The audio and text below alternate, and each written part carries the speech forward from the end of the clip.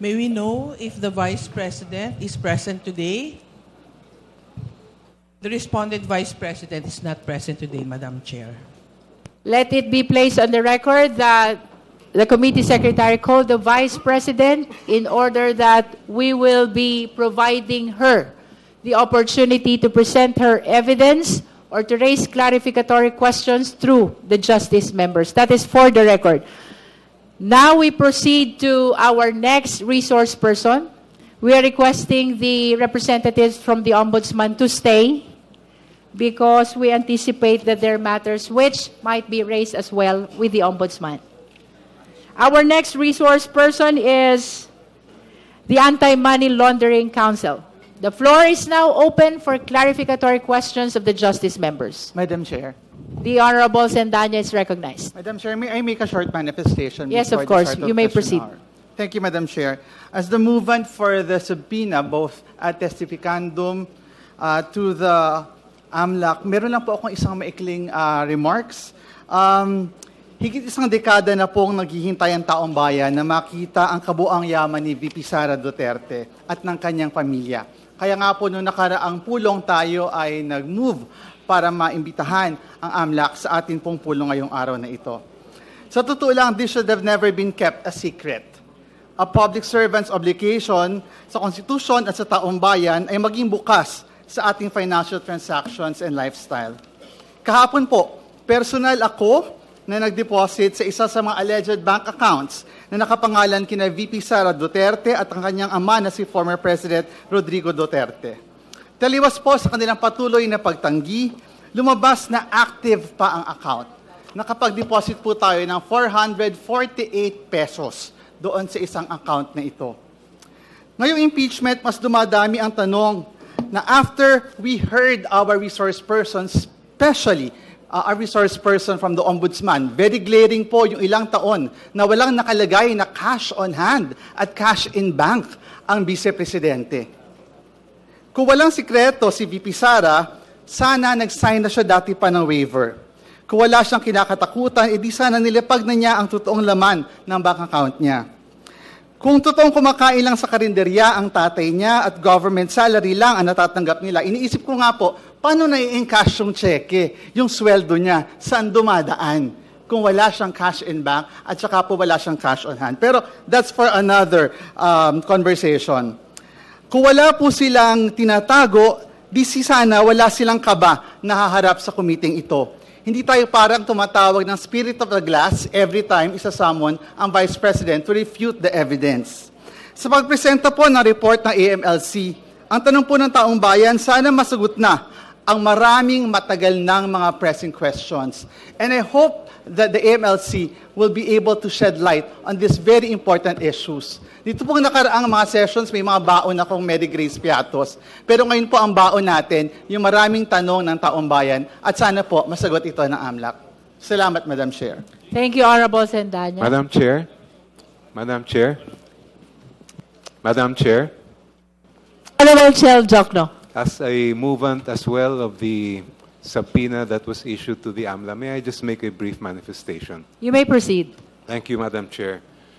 Para magampanan po natin yung ating tungkulin na malaman kung meron probable cause o hindi dito sa impeachment case na ito, mahalaga talaga na makita natin yung ebidensya. Kaya po natin hinimok ang Committee on Justice na maglabas ng subpoena dito sa Anti-Money Laundering Council.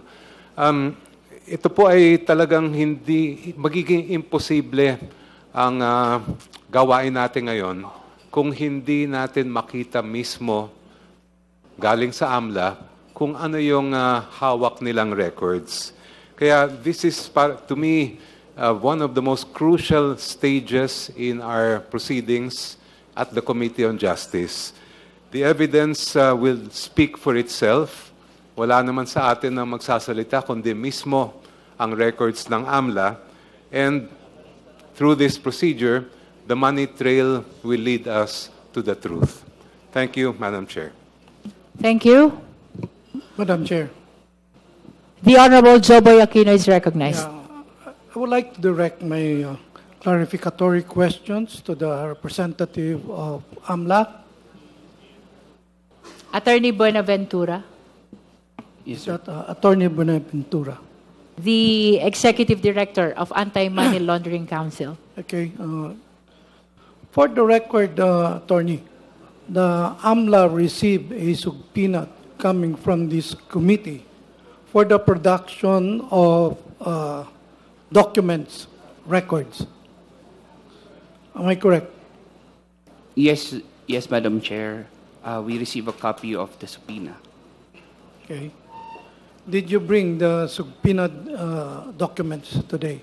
Yes, we have it with us. Is it possible for us to tender it, to transmit it now? The committee secretariat is directed to approach Executive Director Buenaventura to receive the subpoenaed documents from the Anti-Money Laundering Council. The same will form part of the records of this proceeding. Honorable Joboy Aquino. Madam Chair, may we ask that all the members be provided a copy of the report from The audit? COMSEC is directed to reproduce the documents and provide the same to the respondent vice president, the complainant, and all the justice members. Madam Chair, the same Honorable request, Adjong. the same request is asked of the committee secretariat to provide the SALNs as we have already requested earlier, Mr. Chair. We still haven't gotten the As far as the copy of SALNs is SALNs. concerned, I understand that we have directed the COMSEC already to provide the same to all the parties, including the justice members. That is correct, Madam Chair. So we reiterate our request, Madam Chair. Thank you. Thank you. Madam Chair, can I continue? You may Madam Chair? proceed, Honorable Joboy Aquino. Thank you, Madam Chair. Attorney, I understand that you have a cover letter which describes the documents that you have submitted. For the record, please tell us about these documents. Did you mention a cover letter?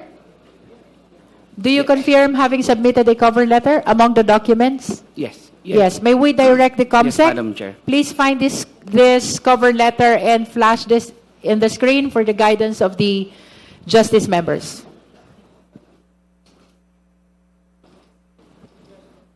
Attorney, can you please Okay. describe those All right. documents to us?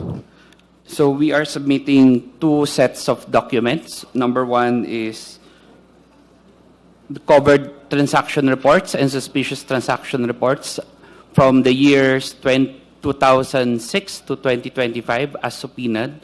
And then the second set, which is Annex B, are the financial intelligence reports as well as investigation reports on Vice President Sara Duterte Carpio as well as her husband Manasseh Carpio as indicated in the subpoena. Okay, Attorney, to be clear, did you only initiate these reports because of this impeachment? No, Madam Chair, we have, and EMLC has always been in constant monitoring of all the transactions, and while we have generated a latest one, all the data have been as far as back as early years. Okay? And kanino po ang mga accounts, ang mga nakasaan dito sa mga dokumento na dala ninyo?